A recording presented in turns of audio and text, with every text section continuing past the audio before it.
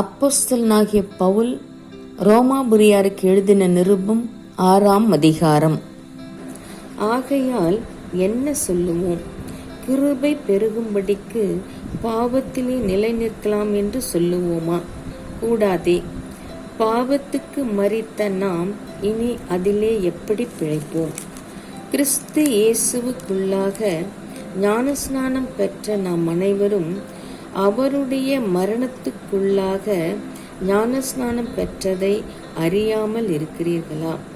மேலும் பிதாவின் மகிமையினாலே கிறிஸ்து மரித்தோரிலிருந்து எழுப்பப்பட்டது போல நாமும் புதிதான ஜீவனுள்ளவர்களாய் நடந்து கொள்ளும்படிக்கு அவருடைய மரணத்துக்குள்ளாக்கும் ஞானஸ்நானத்தினாலே கிறிஸ்துவுடனே கூட அடக்கம் பண்ணப்பட்டோம்.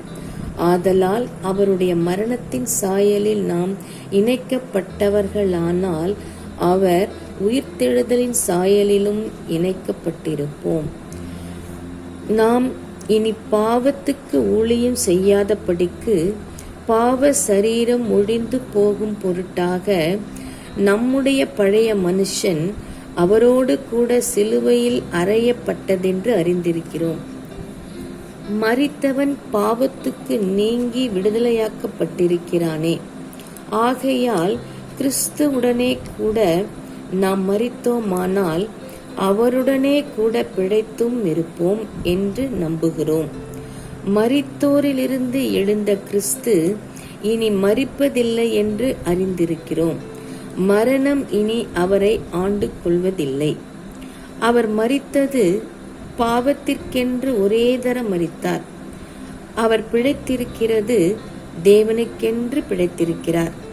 அப்படியே நீங்களும் உங்களை பாவத்திற்கு மரித்தவர்களாகவும் நம்முடைய கர்த்தராகிய இயேசு கிறிஸ்துவுக்குள் தேவனுக்கென்று பிழைத்திருக்கிறவர்களாகவும் எண்ணிக்கொள்ளுங்கள். ஆகையால் நீங்கள் சரீர இச்சைகளின்படி பாவத்திற்கு கீழ்ப்படியத்தக்கதாக சாவுக்கேதுவான உங்கள் சரீரத்தில் பாவம் ஆளாதிருப்பதாக.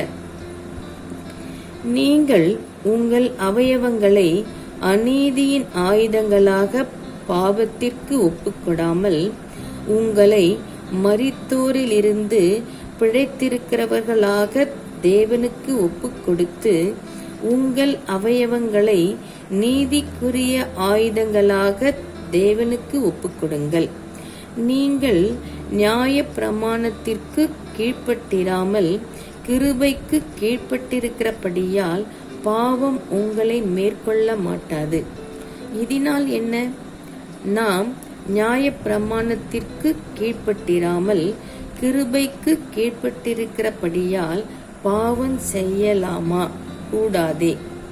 மரணத்துக்கேதுவான பாவத்துக்கானாலும் நீதிக்கேதுவான கீழ்ப்படிதலுக்கானாலும் எதற்கு கீழ்ப்படியும்படி உங்களை அடிமைகளாக ஒப்பு கொடுக்கிறீர்களோ அதற்கே கீழ்ப்படுகிற அடிமைகளாயிருக்கிறீர்கள் என்று அறியீர்களா? முன்னே நீங்கள் பாவத்திற்கு அடிமைகளாயிருந்தும் இப்பொழுது உங்களுக்கு ஒப்புவிக்கப்பட்ட உபதேச சட்டத்திற்கு நீங்கள் மனப்பூர்வமாய் கீழ்ப்படிந்ததினாலே தேவனுக்கு ஸ்தோத்திரம். பாவத்தினின்று நீங்கள் விடுதலையாக்கப்பட்டு நீதிக்கு அடிமைகளானீர்கள். உங்கள் மாம்ச பலவீனத்தின் நிமித்தம் மனுஷர் பேசுகிற பிரகாரமாய் பேசுகிறேன். அக்கிரமத்தை நடப்பிக்கும்படி முன்னே நீங்கள் உங்கள் அவயவங்களை அசுத்தத்திற்கும் அக்கிரமத்திற்கும் அடிமைகளாக ஒப்பு கொடுத்தது போல இப்பொழுது பரிசுத்தமானதை நடப்பிக்கும்படி உங்கள் அவயவங்களை நீதிக்கு அடிமைகளாக ஒப்புக்கொடுங்கள். பாவத்திற்கு நீங்கள் அடிமைகளாயிருந்த காலத்தில் நீதிக்கு நீங்கினவர்களாயிருந்தீர்கள். இப்பொழுது உங்களுக்கு வெட்கமாக தோன்றுகிற காரியங்களினாலே அக்காலத்தில் உங்களுக்கு என்ன பலன் கிடைத்தது? அவைகளின் முடிவு மரணமே. இப்பொழுது நீங்கள் பாவத்தினின்று விடுதலையாக்கப்பட்டு தேவனுக்கு அடிமைகளானதினால் பரிசுத்தமாகுதல் உங்களுக்கு கிடைக்கும் பலன். முடிவோ நித்திய ஜீவன். பாவத்தின் சம்பளம் மரணம். தேவனுடைய கிருபை வரமோ நம்முடைய கர்த்தராகிய இயேசு கிறிஸ்துவினால் உண்டான நித்திய ஜீவன்.